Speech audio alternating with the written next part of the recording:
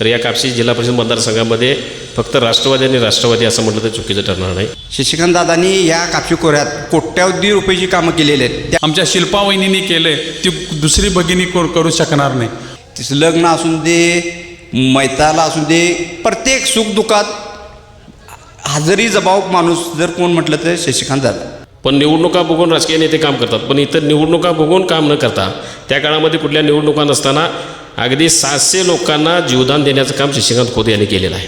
लाडक्या बहिणी घड्याळाच्या आणि कमळाच्या बाजूनच राहणार. त्यावेळेला असणारी गर्दी आणि वहिनीच्या पाठोपा असणारा महिलांचा थवा बघितले की मला वाटत नाही की विरोधकांची हवा राहील. दादा, लाईव्ह मराठी प्रत्येक गावात जाऊन एक प्रश्न विचारते, भावा कुणाची हवा? काय सांगाल, कुणाची हवा आहे? घड्याळाची हवा.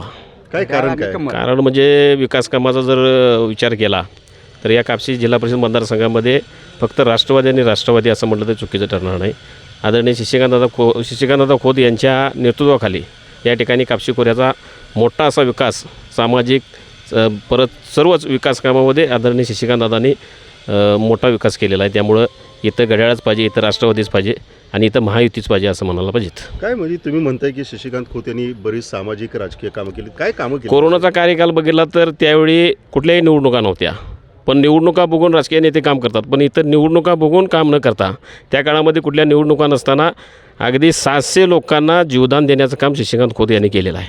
अच्छा, त्यामुळं अशा माणसाला जर आपण निवडून द्यायचं नाही तर मग देणार कोणाला, हा पण विषय आहे. परंतु एकाच वेळेस एक नाही, समोरच्या बाजूला सुद्धा आणखी काही उमेदवार आहेत, ते सुद्धा म्हणतात की आम्ही सुद्धा विकास कामं केलेले आहेत, नाही. आम्हाला संधी द्या. त्यांनी दाखवून द्यायला पाहिजे ना, काय केलं हे दाखवून दिलं पाहिजेत. नुसतं मी केलं म्हणण्यापेक्षा इथं जिवंत असायला पाहिजे ना. आता इथं या कापशीचा जर विचार करायला गेलं तर 12-13 कोटी रुपयाचा संताजी म्हणजे कोण आजच्या पिढीला माहिती नाही, पण ती माहिती करून देण्यासाठी आदरणीय आमदार मुश्रीफ साहेबांच्या नेतृत्वाखाली, मार्गदर्शनाखाली शशिकांत दादा खोत यांनी 12 कोटीचा निधी आणून भव्य असं स्मारक त्या ठिकाणी जिवंत स्मारक या कापशीमध्ये उभा करण्याचं काम केलेलं आहे.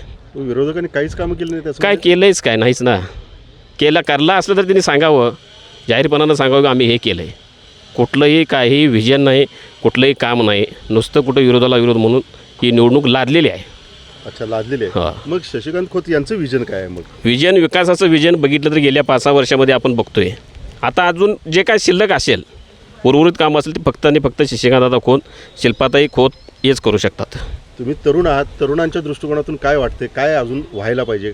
नाही, तरुणांच्या वतीनं जर बघितलं तर सगळं UPSC MPSC या परीक्षेला प्राधान्य देऊन खऱ्या अर्थानं त्यांच्या वर्ग देखील ते खोतसाहेब घेतीलच.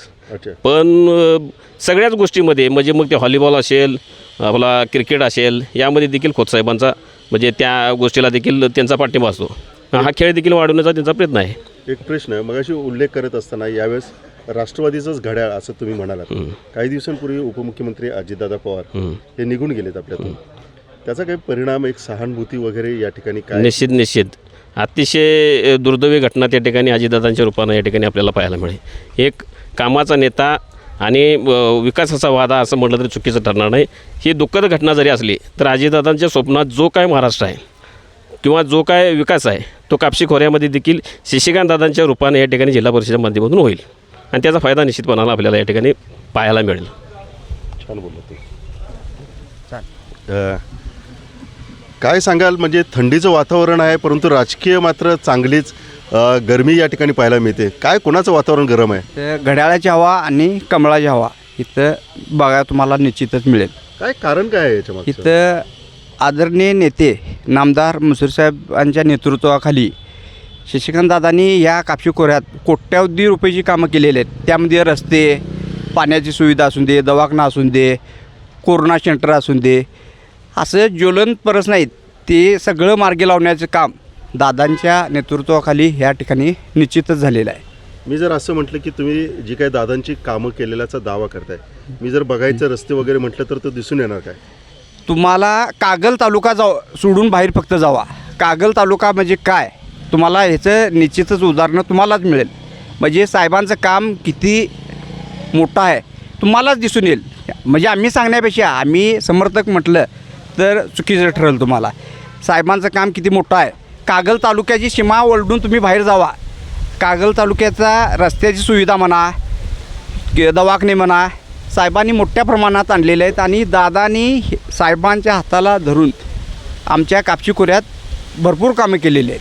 परंतु मध्यंतरीच्या काळात पाणी प्रश्न एक मोठा होता. पाणी प्रश्न मिटलाय असं वाटतंय का तुम्हाला? पाणी प्रश्न आता शेतीसाठी भरपूर मुबलक पाणी आहे चिकुत्रा खोऱ्याच्या नदीमुळे आपल्या, आणि पाण्याचा प्रश्न मार्गी लागलेलाच आहे. लोकांना आरोग्याची सुविधा चांगल्या पद्धतीनं इथं उपलब्ध झालेली आहे आणि ह्या कापशी खोऱ्यात भौगोलिकदृष्ट्या कामं भरपूर झालेली आहेत. दादानी पण कोरोना सेंटर काढून अनेक लोकांना जीवदान दिलं, हे निश्चितच तुम्हाला दिसून येईल. आता निवडणुकीच्या काळामध्ये दादा फोन किंवा याच्या अगोदर सुद्धा पद असो अथवा नसो, दादा संपर्कात म्हणजे असतात का जनते? 100% लोकांच्या सुखदुःखामध्ये, लग्न असून दे, मैताला असून दे, प्रत्येक सुखदुःखात हजेरी जबाब माणूस जर कोण म्हटलं तर शशिकांत दादा.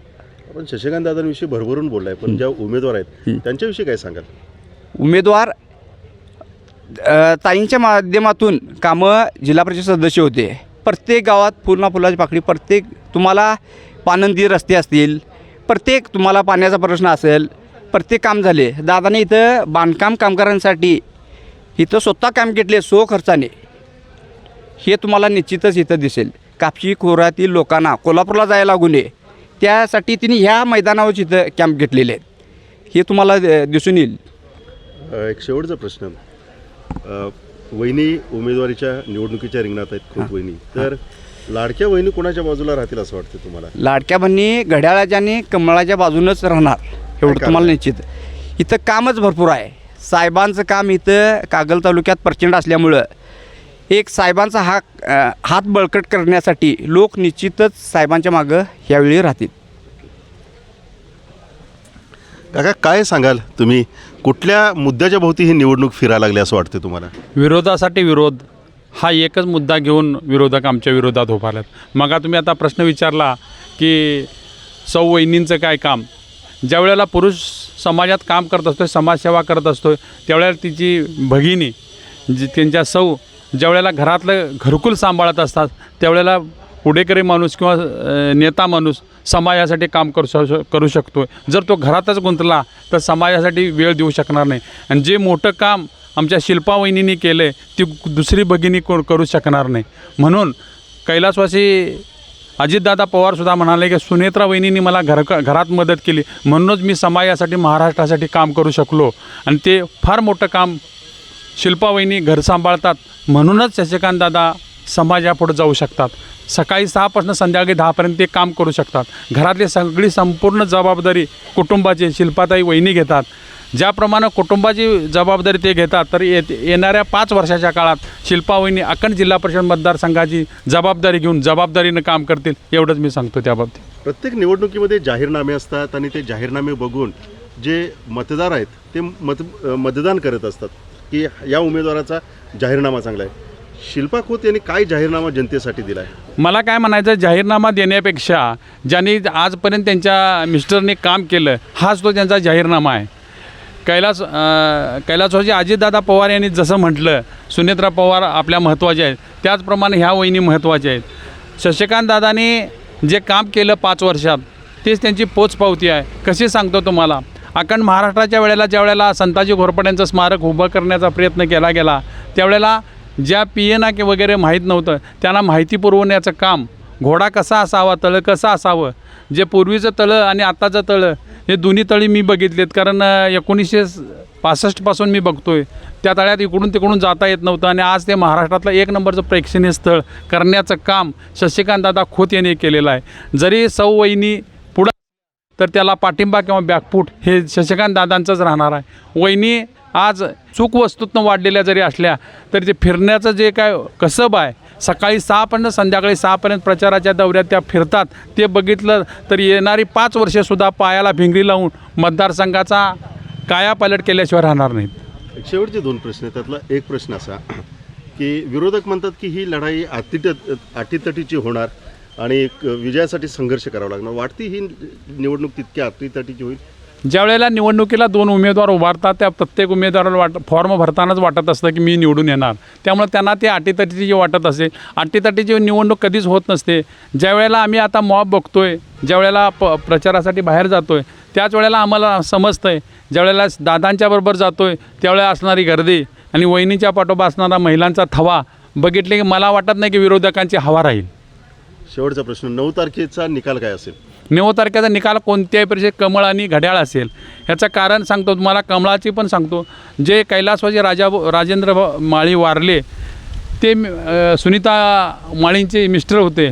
त्यांनी जे भागात परोपकाराची कामं केलेत, ज्यांना ते भेटले त्यांना एक सुस्वभावी व्यक्तिमत्व म्हणून भेटले. त्यामुळे त्यांचाही विजय आणि आमच्या शिल्पा वहिनींचा विजय हा निश्चित आहे.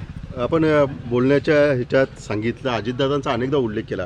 अजितदादांचं किती प्रेम होतं? अजितदादांच्यावर प्रेम असण्याचं कारण म्हणजे छत्रपती शहाजी कॉलेजचा मी विद्यार्थी आहे. त्याच वेळेला दादासुद्धा छत्रपती शहाजी कॉलेजला विद्यार्थी होते आणि त्यांना मदत करण्याचं काम लांबून का असं आपण चित्रात नाही, पण शहाजी कॉलेजचे ते विद्यार्थी होते.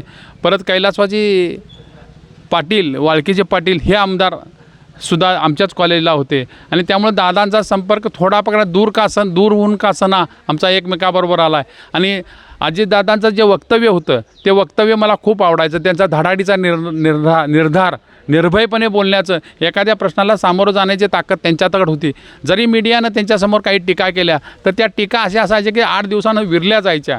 म्हणजे एवढी ताकद त्यांच्यात होती. कुठलाही प्रश्न त्यांना सोडवायचा झाला तर ते समग्रपणे त्याला सामोरं जात होते आणि जो प्रश्न त्यांनी घेऊन जात होते त्या प्रश्नाला उत्तर द्यायची ताकद कुणाकडे नव्हती. ज्या वेळेला त्यांनी मंत्रालयाच्या दारात जायचे त्यावेळेला खरोखर सगळे मंत्रालय असं तारतम्यानं त्यांच्याकडे बघत जायचं. कारण का माद्याळवर काही प्रेम, कापशीवरती काही प्रेम? दादांचं माद्याळवर आणि शशिकांत दादांच्यावर प्रेम म्हणजे त्यांच्या माध्यम असलेला हसन मुश्रीफ साहेब आणि हसन मुश्रीफ साहेबांना शशिकांत दादा खोत ही माध्यमं असतात. डायरेक्ट एखादा माणूस, सामान्य माणूस नेत्याबरोबर बोलू शकत नाही, पण ह्या माध्यमातून त्यांनी जी कामं केलेली आहेत ती कामं आम्ही कधी विसरू शकत नाही. आणि मी पर्सनली तर म्हटलं तर अजितदादांना जवळनं ओळखतो आहे, कारण त्या काळातच मी छत्रपती शहाजी कॉलेजला होतो.